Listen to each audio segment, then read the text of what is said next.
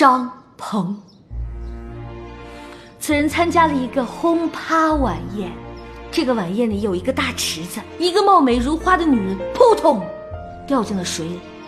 你说他是救了还是没救？那必然是救了。猜得没错，他的确是跳下水去救人了。但是后来发生了什么事，太子殿下你可猜得到？被救上来的女人视此人为救命恩人，重金感谢了此人。非也。那是怎样？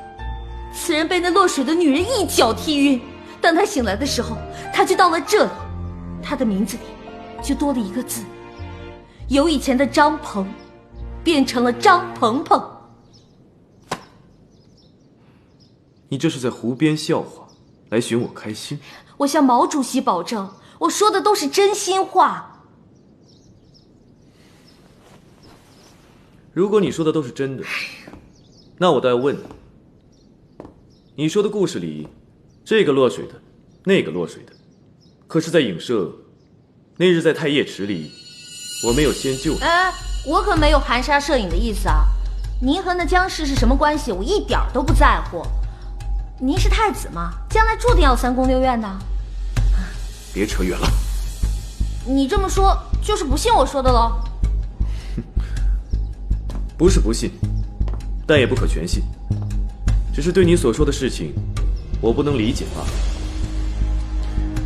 如果你说的都是真的，你在你说的那个地方，可曾婚嫁？哎，这个我可以对天发誓，我从来没有我从来没有嫁过人。如果我嫁过任何一个男人，我天打雷劈！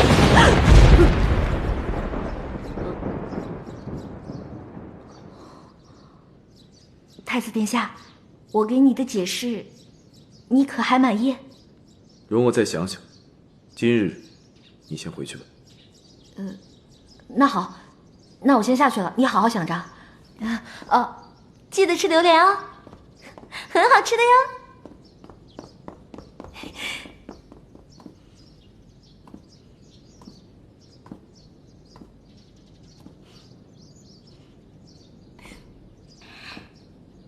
太子，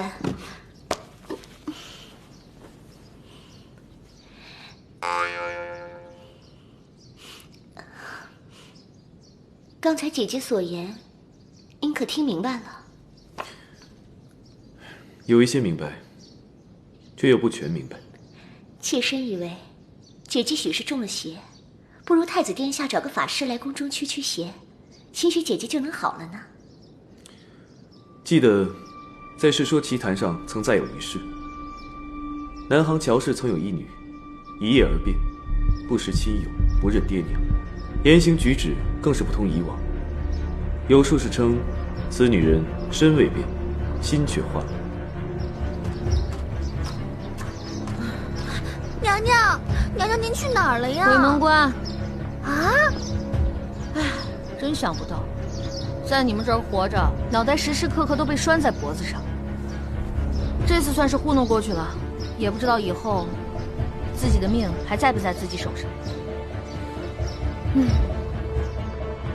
此事臣妾也有所耳闻，世人皆传此女有克夫之名，当时唯有晋国公不信鬼神，迎娶此女为妻。但是不久，晋国公突然暴毙身亡了。妾身虽然希望姐姐能好起来，但是更担心殿下的安危啊。